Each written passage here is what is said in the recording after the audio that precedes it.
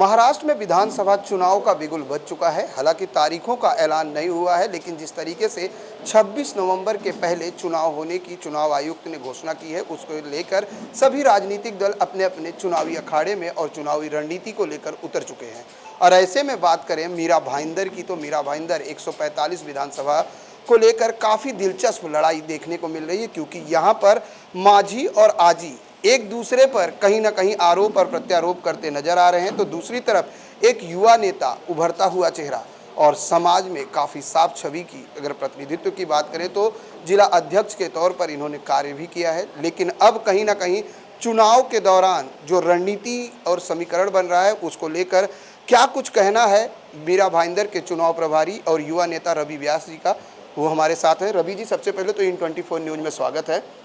जिस तरह से आज मीरा भाईंदर की स्थिति बनी हुई है, चुनावी समीकरण बनता नजर आ रहा है, ऐसे में अगर बात करें तो मीरा भाईंदर में आज कार्यालय का उद्घाटन आपके द्वारा किया गया है भारतीय जनता पार्टी। ये माना जाए कि आज से मीरा भाईंदर विधानसभा में चुनावी अभियान की शुरुआत हो गई है। देखिए, निश्चित ही जिस तरीके से भारतीय जनता पार्टी का एक स्वभाव है कि पार्टी के कार्यकर्ता 365 दिन चुनावी मोड में रहते हैं। हम हर रोज़ सेवा का कार्य करते हैं, संगठन को मजबूत करने का कार्य करते हैं। तो ये कहना कि आज से ही चुनाव की तैयारियां शुरू है, ये नहीं मैं मानता हूं। लेकिन ये निश्चित रूप से मानता हूं कि आज नवरात्र का शुभ दिन है और नवरात्र के इस पहले दिन पे आज हमने मीरा भाईंदर विधानसभा के इस चुनाव कार्यालय का यहाँ पे आज उद्घाटन किया है। क्योंकि आप जानते हैं कि दशहरे के आसपास आचार संहिता के आसार लग रहे हैं, जैसे कि चुनाव आयोग ने हमें इंटरव्यू के अंदर उन्हें संकेत दिए थे। तो अब समय कम है, तो हम लोगों ने इस मीरा रोड के परिसर के अंदर एक सेंटर कार्यालय, जिसके माध्यम से इस मीरा रोड और 145 मीरा भाईंदर विधानसभा के सभी कार्यकर्ताओं को एकत्रित करके यहाँ से हमारी प्लानिंग को एग्जीक्यूट करने का जो कार्य है वो सुचारू ढंग से किया जाएगा। और आज शुभ मुहूर्त पर हमारे सभी कार्यकर्ताओं की उपस्थिति में बड़े जोश और उत्साह के साथ में माता जी के आशीर्वाद लेकर आज हमने इस कार्यालय की शुरुआत की है। जिस तरीके से नवरात्रि का पहला दिन है, आज शैलपुत्री की पूजा हर कोई कर रहा है और रवि व्यास आज चुनावी कार्यालय का उद्घाटन कर रहे हैं, ऐसे में क्या लगता है कि इस बार मीरा भाईंदर में जो है कमल का फूल किसके सर पर सजेगा और किसके नाम से इस बार मीरा भाईंदर में कमल खिलेगा? देखिए, आज माँ लक्ष्मी जी जो कि कमल पर विराजमान होती है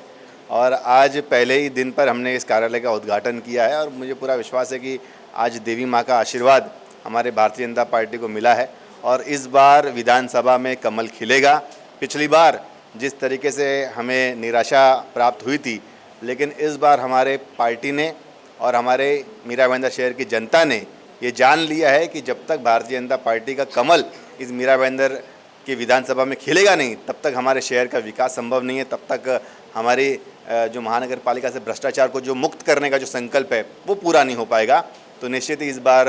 भाजपा का कमल खिलेगा और एक नया चेहरा, एक साफ सुथरा चेहरा जो कि जनता की आवाज़ को पहचाने, इस भ्रष्टाचार को दूर करने का जो कार्य करे, ऐसा आपको चेहरा सभी के सामने दिखेगा। बिल्कुल चेहरा नया होगा, ये तो काफ़ी दिनों से अनुमान लगाया जा रहा है। लेकिन जिस तरीके से दो विधायक, एक पूर्व विधायक और एक वर्तमान विधायक की लड़ाई कहीं ना कहीं टिकट को लेकर लड़ी जा रही है और अब आरोप और प्रत्यारोप तक उतर गए हैं, एक दूसरे पर आरोप और प्रत्यारोप, क्योंकि भ्रष्टाचार का जो नारा आज कहीं ना कहीं मीरा भाईंदर में एक दूसरे पर लगाया जा रहा है। क्या कहेंगे कि एक तरफ तो जैसे आपने कहा कि बीजेपी का हर कार्यकर्ता हमेशा चुनाव के मूड में रहता है, हमेशा तैयार रहता है कि संगठन को आगे बढ़ाया जाए, लेकिन एक दूसरे पर आरोप और प्रत्यारोप, ऐसे में कार्यकर्ता कहीं ना कहीं विचलित नहीं होंगे?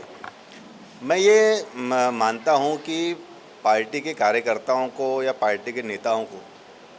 इन सभी को ये एक दूसरे पर आरोप लगाने की इस कंपटीशन से बाहर निकलकर अब जो भारतीय जनता पार्टी और संगठन की जो लाइन है, उस लाइन के ऊपर चलने की आवश्यकता है। और हर एक कार्यकर्ता के अंदर या हर एक इच्छुक उम्मीदवार के अंदर कहीं ना कहीं एक ये तैयारी होनी चाहिए कि जो भी पार्टी का निर्णय रहेगा, उस निर्णय को हम लोग हंसते हंसते पूरी ईमानदारी के साथ में स्वीकार करेंगे और उस पार्टी के निर्णय को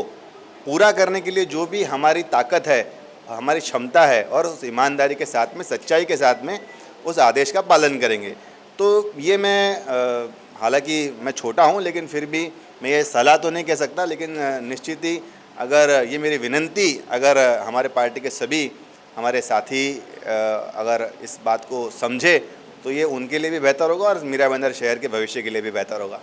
अगर इस बार जैसे आपने कहा कि नया चेहरा होगा, कमल जरूर खिलेगा, अगर इस बार पार्टी का नेतृत्व रवि व्यास को मीरा भाईंदर का नेतृत्व करने और चुनावी मैदान में मौका देती है, तो क्या कुछ मुद्दे लेकर चुनावी मैदान में इस बार जो है रवि व्यास उतरेंगे? देखिए, पार्टी का एजेंडा विकास का है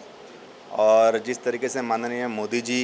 ने संकल्प दिया है हम सभी को कि 2047 तक विकसित भारत करना है,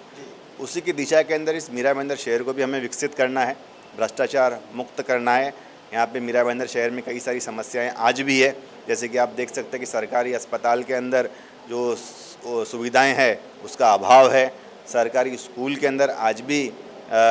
जो एजुकेशन का स्तर है वो बहुत ही ज़्यादा कमज़ोर है। हमारे ट्रैफिक की समस्या है, सड़क पे गड्ढों की समस्या है, ऐसे कई सारे जो वादे हैं जो पिछले चुनाव में वादे किए गए थे वो वादे पूर्ण नहीं हुए हैं। तो ये सभी जनता की जो समस्याओं को ध्यान में रखकर इस आने वाले विधानसभा के अंदर हम हमारा एजेंडा भी तय करेंगे और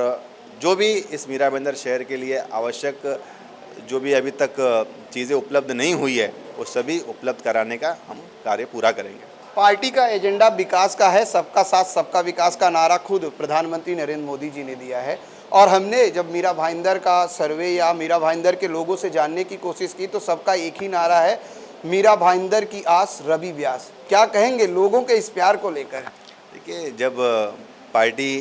कोई जवाबदारी देती है और इस जवाबदारी को आप ईमानदारी से पूरा करो तो निश्चित ही आपके पार्टी के साथी कार्यकर्ताओं का भी साथ मिलता है और मीरा भाईंदर शहर की जनता वाकई में बहुत अच्छी जनता है। यहाँ के लोगों ने मोदी जी को भी ढेर सारा प्यार दिया है। देवेंद्र जी जब मुख्यमंत्री थे और उन्होंने जो विकास कार्य उनके 5 वर्षों के कार्यकाल में किए और जो तोहफे इस मीरा भाईंदर शहर को दिए वो सभी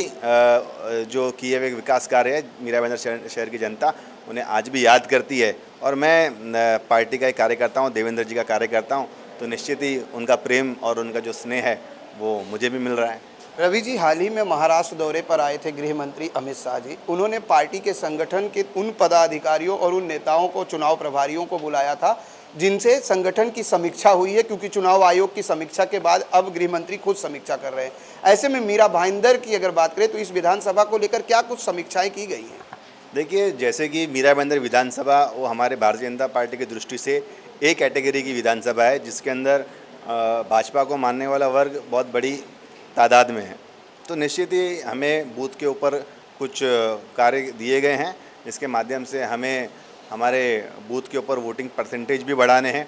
साथ ही के अंदर हमें संपर्क करना है, युवाओं को कुछ कार्य दिए हैं, डोर टू डोर जाना है, प्रचार बड़ा तेज़ी से करना है और जो हमारे माननीय मोदी जी के विकास कार्य हैं उन्हें जनता तक पहुंचाने की भी बात जो है वो माननीय गृह मंत्री जी ने हमें कही है और काफ़ी ज़्यादा उत्साह उनकी उस बैठक के बाद में हमारे सभी पदाधिकारियों और नेताओं के अंदर, स्थानिक नेताओं में देखने को मिला और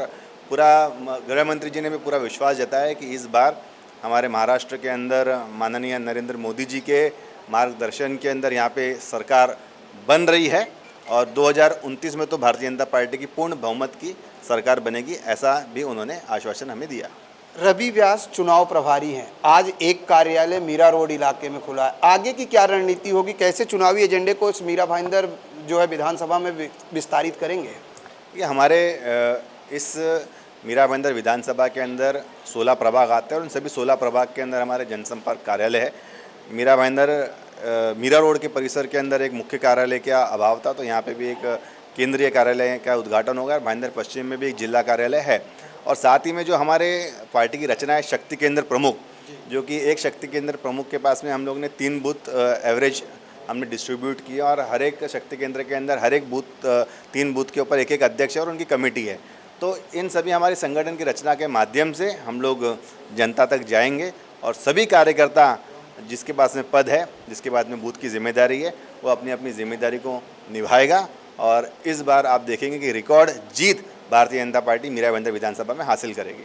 धन्यवाद हमसे बात करने के लिए। ये थे रवि व्यास जी, जिन्होंने कहा कि इस बार मीरा भाईंदर विधानसभा में कमल खिलेगा, लेकिन एक सवाल उन्होंने ये भी बताया है कि इस बार कोई नया चेहरा होगा जिसके सर पर मीरा भाईंदर के विधानसभा का ताज सजेगा।